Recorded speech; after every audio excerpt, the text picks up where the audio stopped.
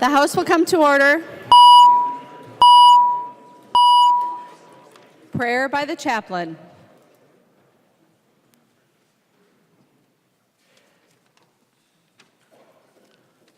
I invite you to go to that place within your heart and within your mind where you know and you feel God's presence.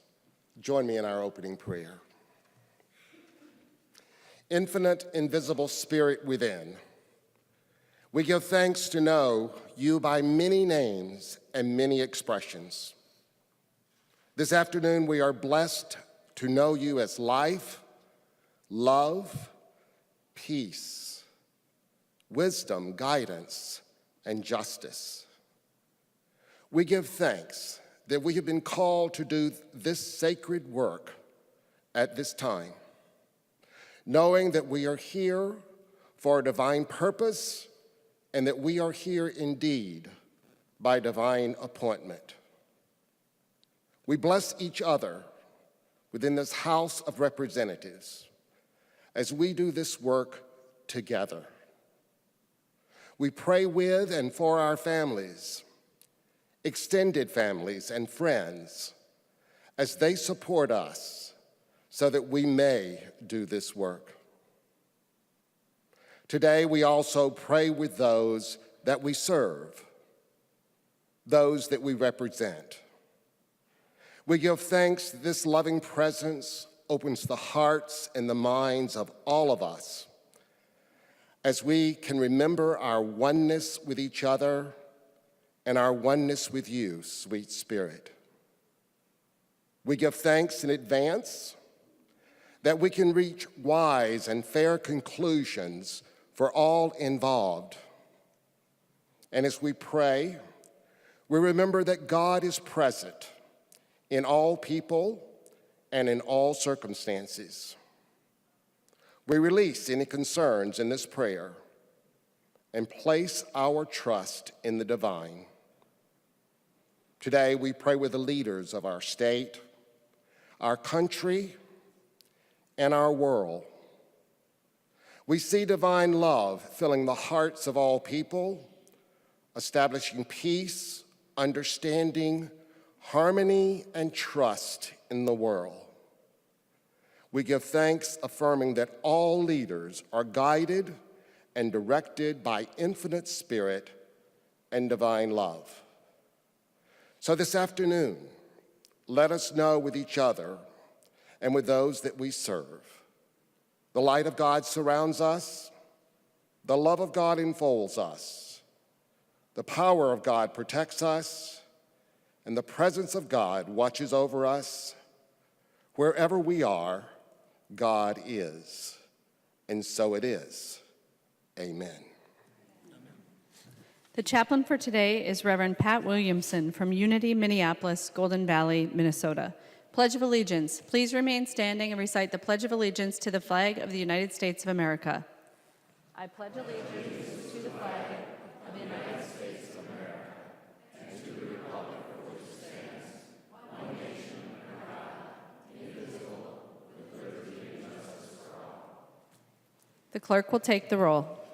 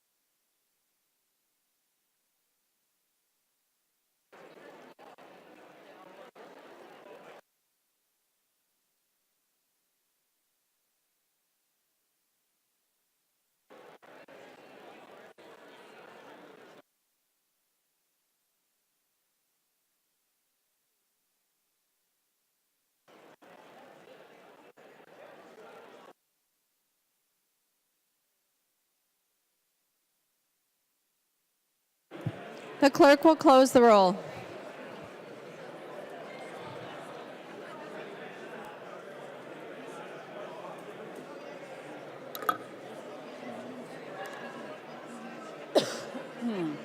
A quorum is present.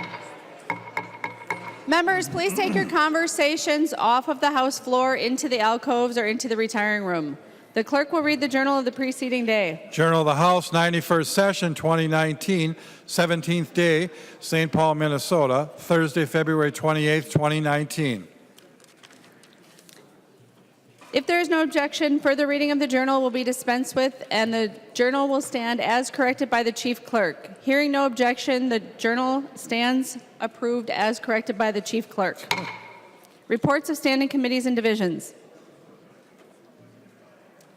A copy of this order of business has been placed on each member's desk. If there is no objection, the reports will be adopted. Hearing no objection, the reports are adopted. Second reading of House files. Second reading, House File number 13. Second reading. Second reading, House File number 80. Second reading. Second reading, House File number 149. Second reading. Second reading, House File number 586. Second reading. Second reading, House File number 819. Second reading. And second reading, House File number 1244. Second reading. Introduction of bills. The following House files have been offered for introduction today. The chief clerk will report the House files and give them their first reading. Introduction of first reading of House Files 1924 through 2080. First reading, House Files 1924 through 2080.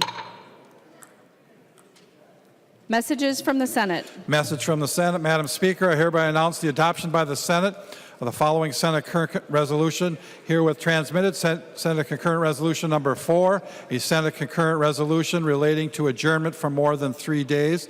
Message is signed Cal R. Ludeman, Secretary of the Senate. The concurrent resolution is being sent to the Committee on Rules and Legislative Administration. Calendar for the day. The first bill on the calendar for the day is House File 232. The clerk will report the bill. House File number 232, number 1 on the calendar for the day, an act relating to agriculture, the first engrossment. I recognize Representative Poppe, who will explain the bill. Thank you, Madam Speaker and members. House File 232 provides immediate funding to add capacity and service to our stressed and struggling Minnesota farm families by using unexpended 2019 dollars from the Agricultural Growth, Research, and Innovation Program within the Department of Ag budget. There is universal agreement within the ag community that the current state of affairs, due to weather, low commodity prices, lack of market options, increased cost of services and supplies, and overall insecurity and unclear outcomes, has meant many farmers no longer can be their optimistic self. For some who have the responsibility of keeping a multi-generational farm and business, the feelings of being overburdened and overwhelmed with no positive end in sight have challenged them in unfamiliar ways. The numerous challenges can lead to deep despair, which can lead to a loss of hope. For a few, that loss of hope has led to a loss of life. In the Ag Division, we heard compelling testimony from a soybean farmer in northern Minnesota who told the story of losing her husband to suicide. The season is the reason for seeking funds today. As winter turns to spring, farmers may be making their plans to continue financing their business, and they may find those either curtailed or derailed. The time is now to provide additional resources to support them in their decision-making process. This bill will do 4 things. It will spend $100,000 in 4 ways. Ted Matthews is a solo mental health provider available at no charge to farmers at risk of reaching their breaking point. He will receive some additional compensation. This money will allow him to train a second therapist who will provide similar service. Mr. Matthews currently travels all over the state and works with farmers and speaks to numerous groups and agencies. A second counselor will be able to provide some assistance to him, and Ted Matthews will be able to provide some assistance to that person during this time. We also would use up to $40,000 to contract with a second mental health provider. This money will be routed through the Department of Ag to the Centers of Excellence at the Minnesota State System, both Central Lakes College in Brainerd and South Central College in Mankato. $30,000 would be used to increase marketing and promotion of available resources, including the Minnesota Farm and Rural Helpline. The Minnesota Department of Ag is also working on getting radio public service announcements developed and aired throughout ag country. Another aspect will be to seek to prevent suicides by continuing to train lenders, co-op managers, regional extension educators, farm business management instructors, and other interested parties who interact with farmers and farm families. And also $15,000 will be spent on increasing the number of farm advocates and/or farmer lender mediators throughout Minnesota.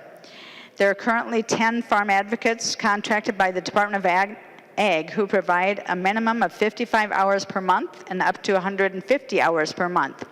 Their expertise in matching farmers with resources is keen. They are often the first call for help. This is how the money would be spent. It's $100,000, and I would ask for your support. Thank you, Madam Speaker. There are no amendments at the desk. The clerk will give the bill its third reading. Third reading, House File Number 232. Third reading. Discussion to the bill. The member from Cottonwood, Representative Hamilton. Thank you, Madam Speaker. And just quickly, I'd like to say a big thank you to Chair Poppe for bringing this forward, and also working very closely with Representative Deb Keel and on our side here, Representative Bennett as well. They've been big champions on this issue, and so I simply want to say thank you. This is a very important issue, and I'm glad we're able to address this early. So I ask for everybody's support. Thanks. The member from Candy, Ojai, Representative Miller. Thank you, Madam Speaker. Members, I will be supporting this bill. I'm thankful that as a state, we are recognizing the issues related to mental health of our citizens, not only in agriculture, but also in other sectors. This is something that we certainly need to continue to work on in the coming years. Our farmers are certainly under stress in recent years, and we as a legislature need to continue to promote the policies that can address their mental health, and this bill is certainly a good start. I'm hopeful that we'll continue to address the concerns that cause mental stress and pressures on our farmers.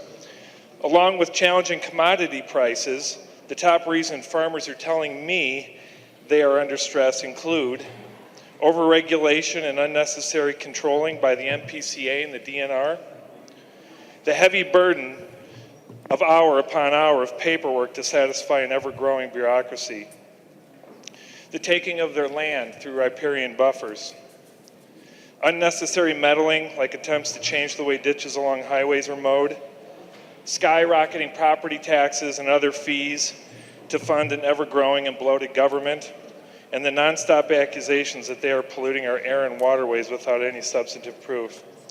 These are just a small sample of some of the burdens that our farmers are under. And members, this is something that we can handle in the legislature. Matter of fact, a lot of these things are things that our government are actually doing to our farmers. So I look forward to working on policies that can address the mental health of farmers. I certainly support this bill. I think this is an important aspect of it as well, but we also need to make sure that we allow our farmers to do the work that they know how to do. Thank you, Madam Speaker. The member from Roseau, Representative Fabian. Thank you, Madam Speaker. And to Chair Poppe, thank you very much for bringing this very, very important bill forward. This is not a partisan issue, folks. This is a very, very serious issue that goes on. When Chair Poppe talked about the woman that testified in the committee, it's a close personal friend of mine, and I knew the family, and I know the family very well. As we move forward with this type of legislation, not just now, but in the future, we need to work together to build awareness, to encourage our family members, our friends and neighbors to be on the lookout, our faith leaders and so forth. This is a serious situation. The farm economy right now is such that it's causing a lot of stress. And I look forward to voting yes on this, and thank you everyone for your support. The member from Poppe, Representative Anderson. Thank you, Madam Speaker and members, and thank you, Chair Poppe, for bringing the bill forward. It's much needed, badly needed.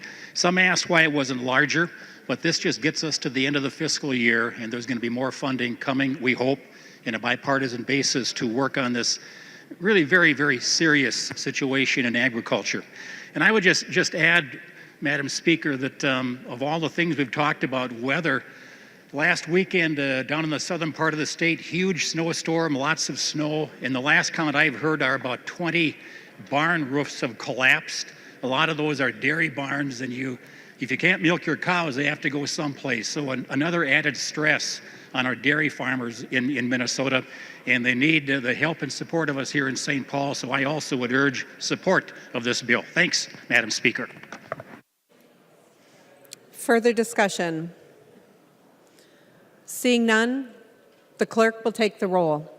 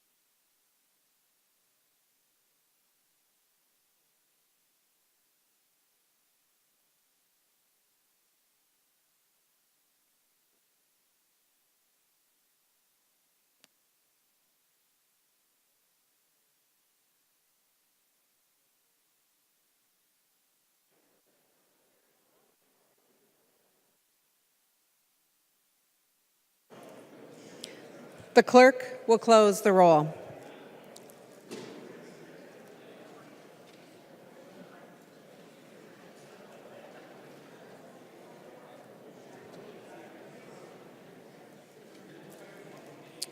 There being 123 ayes and 0 nays, the bill is passed and its title agreed to. Motions and resolutions.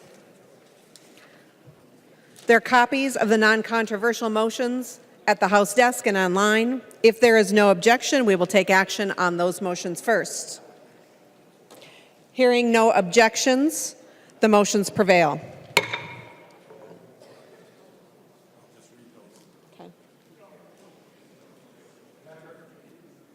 Becker-Finn moves that House File Number 359 be recalled from the Committee on Health and Human Services Policy and be re-referred to the Committee on Commerce.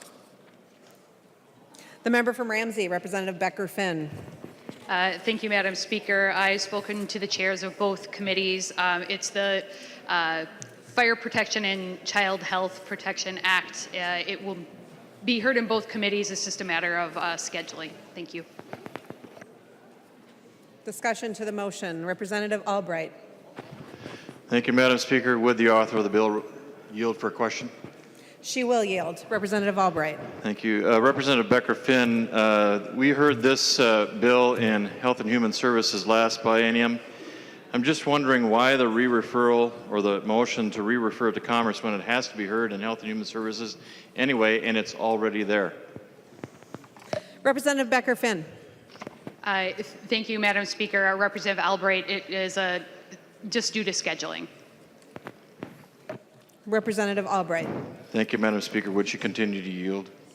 She will yield. Representative Albright. Thank you. Representative Becker-Finn, could you tell me a little bit more about the bill in the context of if there's any changes from last year and why, again, if it's sitting in Health and Human Services, we don't implore the chair of that committee to hear it in an expeditious manner? Representative Becker-Finn. Thank you, Madam Speaker. The chair of that committee is not available right now to speak to that. And I did not carry the bill last year. This is the bill that's moving forward this year, and we just want to make sure it hits all the committees that it needs to hit. Representative Albright. Further discussion to the motion. Representative O'Driscoll. Well, thank you, Madam Speaker. And I did hear the reference that the Health and Human Services Policy Chair wasn't available to answer questions, which is unfortunate, nor is the Commerce Chair available to ask questions because she's presiding right now. So I'm not exactly sure who I'm to direct these questions to. And I see the Majority Leader's not on the floor, so I can't redirect my question to him. Would Representative Winkler yield to a question? He will yield. Representative O'Driscoll. Thank you, Madam Speaker. Representative Winkler, why Why is it that on the first month anniversary of a bill that was introduced, do you think that the committees were not able to hear? Since neither of the chairs are available on the floor to have that conversation, I'm deferring to you as the majority leader. Why do you think that the Health and Human Services Policy Committee was unable to hear this bill, House File 359, and has to be moved now to the Commerce Committee to be taken out of the normal bill order? Maybe you can help the members understand that since neither chairs are available on the floor today. The Majority Leader, Representative Winkler. Madam Speaker, Representative O'Driscoll, I imagine that the reason is that the Health and Human Services Policy Committee is very busy doing very good work, and there must be a little bit more opportunity to get things done in commerce. And so for scheduling purposes, when you're busy trying to improve the lives of Minnesotans all day and night like we are, sometimes you have to move things around. Representative O'Driscoll. Well, thank you, Madam Speaker. And that's kind of interesting because I do serve on the Commerce Committee, happen to be the lead on that. And I can tell you we've been extremely busy in the Commerce Committee as well. And for us to take a bill from another committee because they're too busy and to put it into our committee that's too busy, I just really wish that the chairs were available to be able to have a conversation regarding this. Again, you're running the place, and if this is how we're going to be moving bills when we don't feel that we've got time and moving it to other committees that are busy, I hope Minnesota's watching because this is the start of what we predicted would happen when we started talking about the new structure. So thank you, Madam Speaker. Representative Kresha. Thank you, Madam Speaker. And just quickly, I have the explanation now. I was going to ask the author to yield what scheduling means. What it means is things are getting jammed up, and now we're getting creative on how we're going to do things. That's not the same definition of transparency. That's not the same definition as disclosure for the public.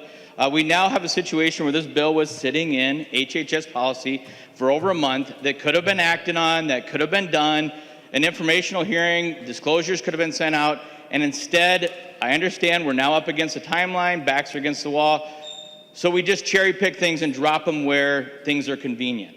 Convenient for us is not transparent for the public. Remember that. Convenient for the legislature is not transparent. And so if you're sitting there and you're wondering if you're going to testify on this or how you're going to get here, Representative Becker-Finn, I'm sure you're going to have pros and cons for this bill. But we were told transparency, transparency. So I'll just leave it at that. The Majority Leader, Representative Winkler. Madam Speaker and members, I can assure you that any hearing for this bill will receive the proper minimum of 3 days notice, and the public will have every opportunity to testify. And this has nothing to do with the committee structure since this is moving between two policy committees that stand alone. Further discussion? Seeing none, all those in favor of the Becker-Finn motion, please say aye. Aye. All opposed, say no. The ayes have it, and the motion is adopted. Richardson moves that House File Number 1382 be recalled from the Committee on Education Policy and be re-referred to the Early Childhood Finance and Policy Division. Madam Speaker, Representative Richardson. Madam Speaker, House File Number 1382 authorizes certain charter schools to provide special education services for deaf or hard of hearing students at an early age. I've spoke with both chairs of the committee, and they are in agreement with the re-referral. Discussion to the motion. Seeing none, all those in favor of the motion, please signify by saying aye. Opposed? No. The motion prevails. Motions and resolutions. Murphy moves that the rules of the House be so far suspended that House File Number 80, now in the General Register, be given its third reading, be placed upon its final passage. Representative Murphy. That's my motion, Madam Chair. Discussion to the Murphy motion. Representative Doubt. I would support that motion. All those in favor of the motion, please signify by saying aye. Aye. Those opposed say no. The motion prevails. Pursuant to Article 4, Section 19 of the Constitution of the State of Minnesota, Murphy moved that the rule therein be suspended and an urgency be declared, and that House File Number 80 be given its third reading and be placed upon its final passage. Discussion. Seeing none, all those in favor say aye. Those opposed say no. The motion prevails. Okay. Discussion to the bill. Doesn't it need its third reading? Yeah. Okay. Seeing no amendments, the clerk will give the bill its third reading. Third reading, House File Number 80. Third reading. Discussion to the bill. Representative Murphy. Thank you, Madam Chair. Minority Leader Doubt, thank you. House File 80 is a corrections bill from the 2018 bonding bill. And it's corrections in the sense that we're changing appropriation bonds into GO bonds. And we're changing the amount of money from $98 million to $102.4 million. And it covers emergencies and technical corrections in various agencies. It doesn't change any projects. It allows the projects to continue that were allotted the money last year. And it changed, there was one change in funding for Anoka County for the pit that was thought to be $6 million, in need of $6 million. And we were given 4.4 additional dollars to make it $10 million. I encourage your support. Discussion to the bill.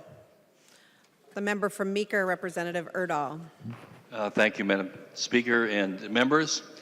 I would like to thank Chair Murphy for bringing this forward. I'd like to thank leadership of the House of Representatives, Majority Leader Winkler, Speaker Hortman, Leader Doubt, and of course many other legislators who were involved in this. Of course, that would include Representative Scott, who is very concerned that this happened. Because through the efforts of these people, we fulfilled the expectations of many cities across the state of Minnesota whose projects had been approved in the bill last spring, and now we're kind of left in the lurch. Through these efforts, we expand PFA projects across the state of Minnesota, and we recognize the many environmental concerns, serious environmental concerns. As we went through this process, the path of this bill and this legislation took many twists and turns. There are several obstacles and roadblocks. But tonight, this is getting done because we have worked together to do the right thing.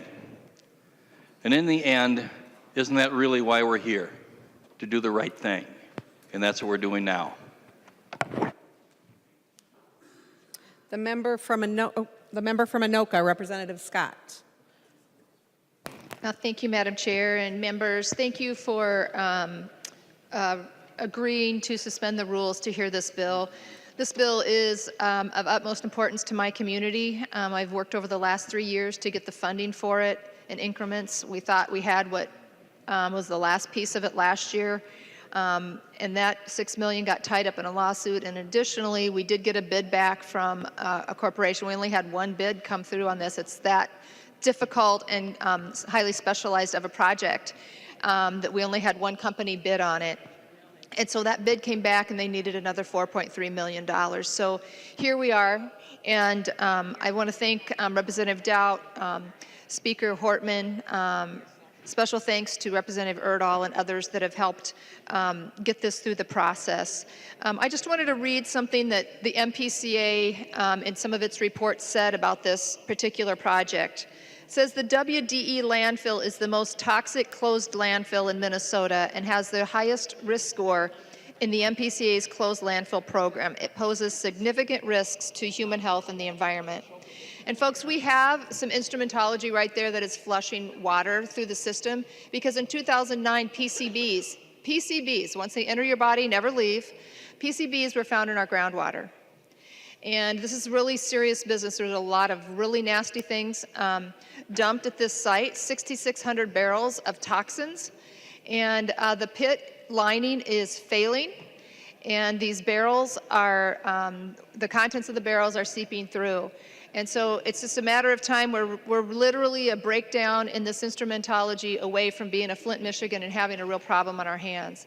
And so I really want to thank people in the chamber for supporting this. I know it's not what everybody wanted to do this early in session, but it really is important to my community. And the other issue here is that the bid that this contractor made is only good until this week. And so if we don't get the funding for this and they see that the law is actually passed for the funding, we'd have to go back to the drawing board, and this project, more than likely, probably a 95% chance that this project will become even more expensive. So thank you for doing the right thing, and I hope that we can look forward as other projects come up like this that are really emergencies in people's communities. I hope that we can just initially do the right thing as situations like this arise. Thank you, members.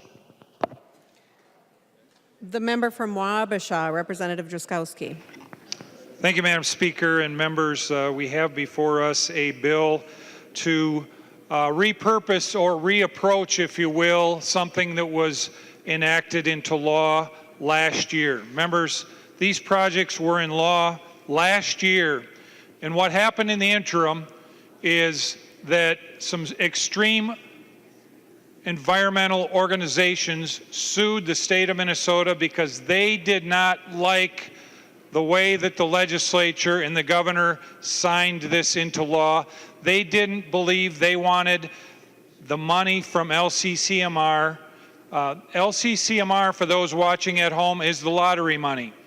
And we are required by law and by the Constitution to spend the lottery money on things that help and save our environment. Members, people watching at home, all of these projects, every one of them helps protect and save our environment. It was written into law last year, passed by that legislature, signed by the governor, and the governor and the attorney general of this state did not back up the laws of the state of Minnesota in court. They cowered from the far left environmental groups and gave in to them. And so what we have before us is us stepping backward and giving into that instead of our chief executive and our attorney general standing up for the laws of the state of Minnesota. So members and people of Minnesota, instead of us using the money that was appropriated in law last year, instead of us using that designated environmental money to pay for these projects, we are going to have to go out and borrow a whole bunch more money, another $104 million of the people's money. So you will get to pay for this in a whole different process and have to pay even more for these types of projects. Members, this is wrong. This is a capitulation of the legislature, the governor, and the attorney general in not doing what we are all elected to do. We're instead giving in to some far-left environmental extreme groups instead of standing up and doing our job. Madam Speaker, I encourage the members of this group, the members of the legislature, the members of the House of Representatives to vote no on this bill and urge our governor and our attorney general to stand up for the laws and the people of Minnesota in the Minnesota courts. Thank you, Madam Speaker. The member for Isanti, Minority Leader Kurt Doubt. Thank you, Madam Speaker and members. Thank you, Representative Murphy, for bringing this bill forward. And I have the utmost of respect for you, Representative Murphy, and I would never want to correct you. But this bill is not a correction. It does have some corrections in it, some language and technical corrections, but last year this legislature very intentionally used the LCCMR as a funding mechanism to pay debt service for the debt service on these projects. That was very intentional. It passed the House, it passed the Senate, and was signed by our governor and signed into law. Unfortunately, we had some environmental groups who, this is the way this place works. If you don't like what was signed into law, you go into the courts and try to stop it from happening. So you have environmental groups trying to stop a project in one of our members' communities, which is probably the biggest environmental hazard in the state, which needs to be dealt with immediately. So you have environmentalist groups trying to block a project from happening to help clean up this toxic waste dump in one of our communities because they didn't like the funding mechanism. I assure you that funding mechanism is constitutional.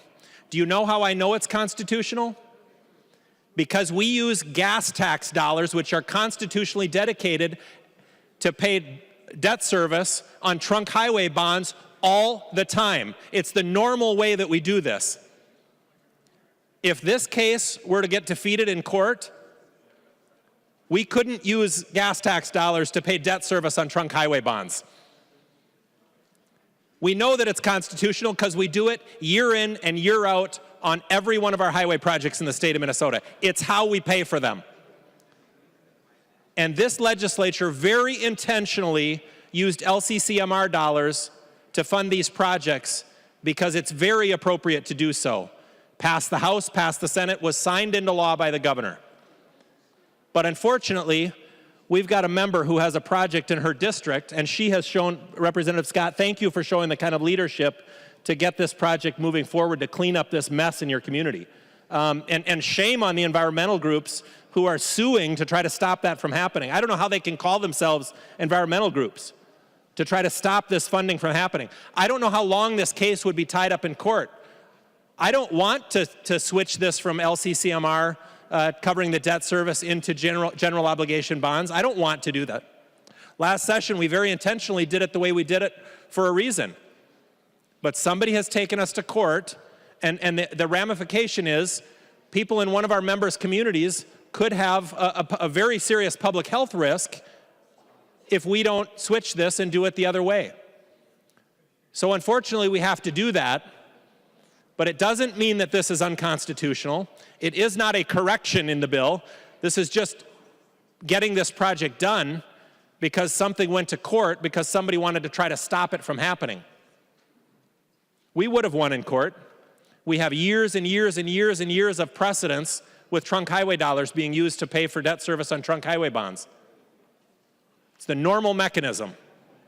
So while I certainly wish that we weren't doing this today, I understand because we've got a project that needs to happen immediately, like literally the deadline is this week. We have to move this bill out of here. So thank you, Representative Scott, for showing some leadership on this project in your community. And thank you, Representative Heinzman, for coming up with this creative solution last year to use these LCCMR dollars to pay for the debt service on these projects that are for those purposes. It absolutely makes sense, and I know and hope we will do that in the future. But unfortunately, we have to give in to some people who have taken us to court, and we don't know how long that court decision would take. So we're doing what's right for one of our communities and switching this to GO bonds, but it doesn't mean we're fixing something that was wrong a year ago. It was absolutely right, and I hope that we'll do it again in the future. So thank you, Madam Speaker.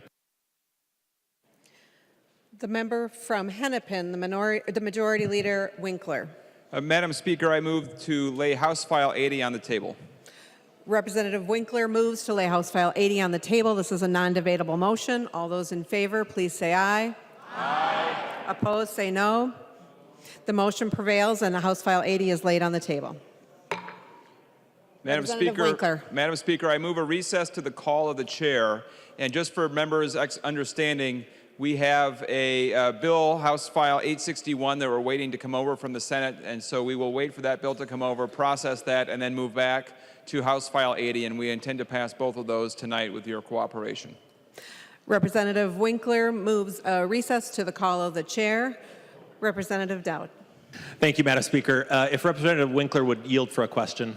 He will yield. Thank you, Madam Representative Dowd. Speaker. Representative Winkler, if you could give members just an idea of what you think the timing might be, not only for when we might come back to session, and I do fully understand that we might be reacting and be forced to be on Senate time a little bit tonight as we wait for that bill to come over. But members are also curious about committee schedules. If you could kind of just give us a quick minute or two on what you think the schedules look like and what members can expect tonight, I'd appreciate it. Representative Winkler. Madam Speaker, Representative Dowd, so unless the Senate acts very quickly and gets the bill over to us right away, committees will start at their regular time as scheduled. If for some reason the bill comes over faster and we can wrap it up quickly before committees start and delay them a little bit, we'll do that. But otherwise, we're going to have to wait for the Senate. To the Winkler motion to recess to the call of the chair. All those in favor say aye. Those opposed say no. The motion prevails and we are in recess.